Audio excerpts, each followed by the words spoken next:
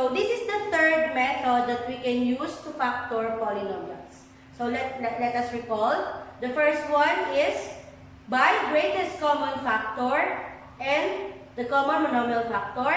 Number 2 is the difference of two squares. So this is the third step, this is the third method that we can use to factor polynomials. Let me introduce to you the pattern or the formula that we can use to factor sum and difference of two cubes. So we have here a cube plus b cube. This is called the sum of two cubes.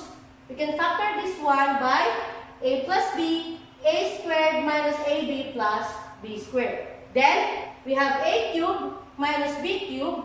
This is called the difference of two cubes. We can factor this by this, a minus b, a squared plus ab plus b squared. And also, we can only use this method if it falls under these conditions.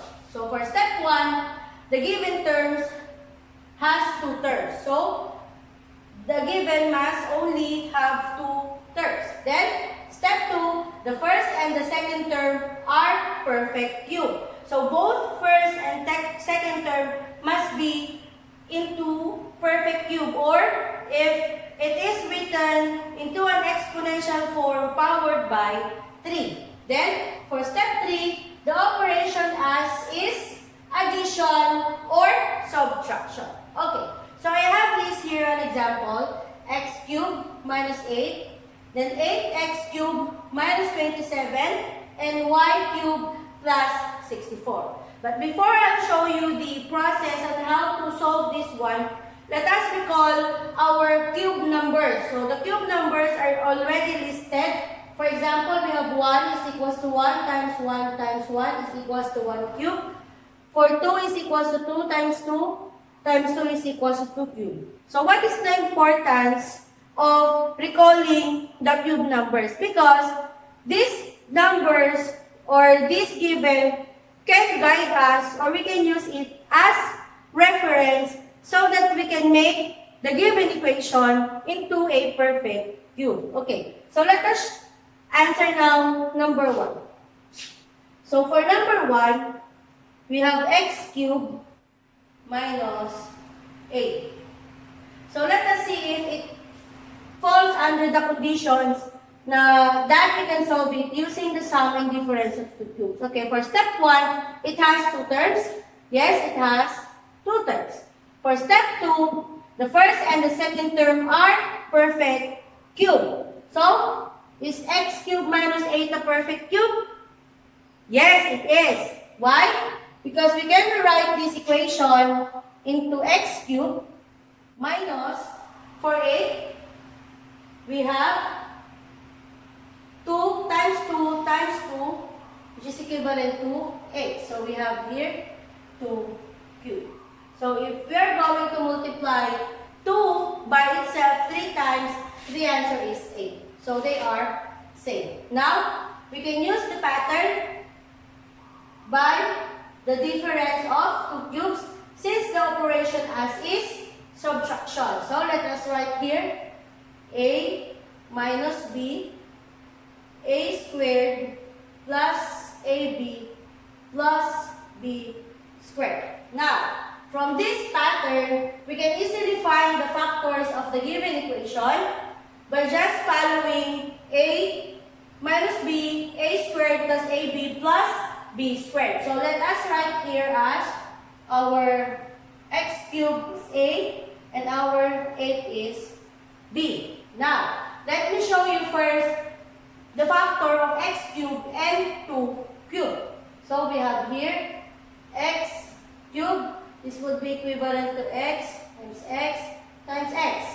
And then for 2 cubed, this is equivalent to 2 times 2 times 2. So we can use now this equation to solve for the factors of x cubed minus 8. So let us follow now the given pattern. For a is our x, so we just get 1x here, minus our b is 2. 8 or 2 cubed. So we get here again 2. Okay? And then, again, we have a squared. So x squared plus our AB. So we get now x times our b plus b squared, our last b squared. Now, to continue, we are just going to bring down x minus 2, and then we solve for the value. So we have x squared plus x times 2 is 2x plus 2 squared, or 2 times 2 is equals to 4. So, the factored form of a x minus 3, x cubed minus 8 is equals to x minus 2, x squared plus 2x plus 4. Okay, let us continue to solve our example number 2. We have here our example number 2, 8x cubed minus 27. So, let us rewrite this equation to make it perfect cube for the first and the second term. So, we write this one as 2x cubed minus 27 is equals to 3 times 3 times 3. So, we have here 3 cubed. Now, let us write the factors of 2x cubed. This is equals to 2x times 2x times 2x. And then for 3 squared, 3 cubed, sorry, this is 3 times 3 times 3. Now, let us now solve for the factors of 8x cubed minus 27 following the pattern here. We have a minus b. So, I'll write it here so that it's easily for you to follow. 8 minus b, a squared plus ab plus b squared. Now, let us substitute the value of a and b with the given term. So, let us write here as our a and this is our b. So, let's follow the factors of 8x cubed minus 27. So, for our a, we have 2x. So, 2x minus our b, 3. So, 2x and b.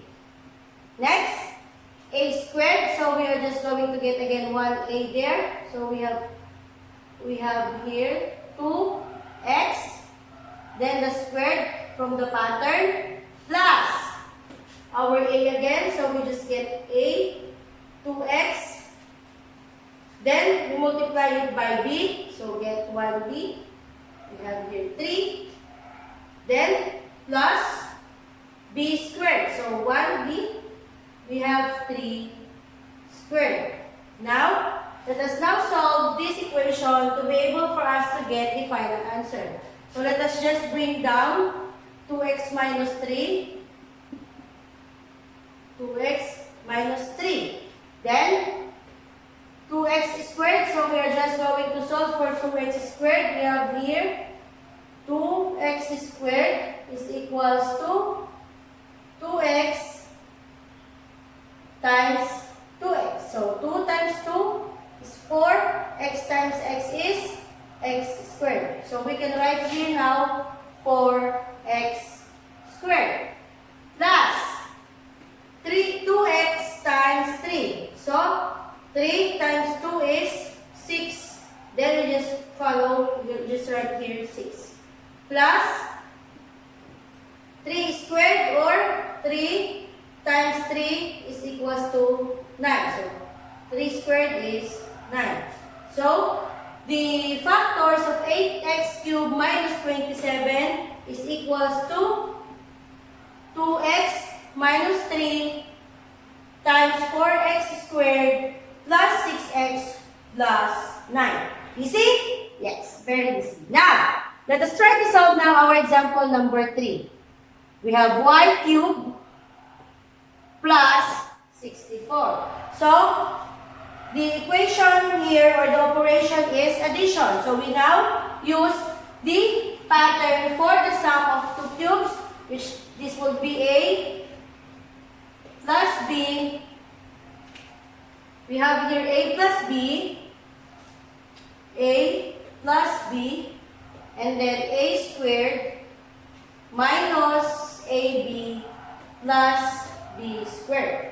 Okay. Now again, before we solve, let us rewrite the given equation to make the first and the second term a perfect square. So we can write this as y cubed plus 4 cubed. Correct? So we have here 4 times 4 is equals to 64. So we are just going to use this pattern. Again, I can write this, or if I'm going to expand y cubed and 4 cubed, this would be equals to y cubed is equals to y times y times y. And for 4 cubed, this is 4 times 4 times 4. So I'm going to use again this to be able for us to solve for the given y cubed plus 64. So let me show you again. So let us write here, this would be our A, and this would be our B. So let us now get A here. So for our A, we have y. Okay, and next, for our, we just follow the sign, add. Then, we have B, which is equals to 4. So 4. Then, A squared, Y squared. And then, minus our A again. So I'll get A, Y, multiplied by B, which our B is this one. So multiplied by 4, plus B squared. We have 4 squared. Now, again, we need to solve this equation to get our final answer. So, bring down y plus 4. Y plus 4. Okay. And then, we also bring down y squared. Minus 4 times y is 4y. Plus 4 times 4 is 16. So, the final answer, or the factors of y cubed plus 64 is equals to y plus 4, y squared minus 4y plus 16. Easy? Yes, it's very easy. Goodbye, class!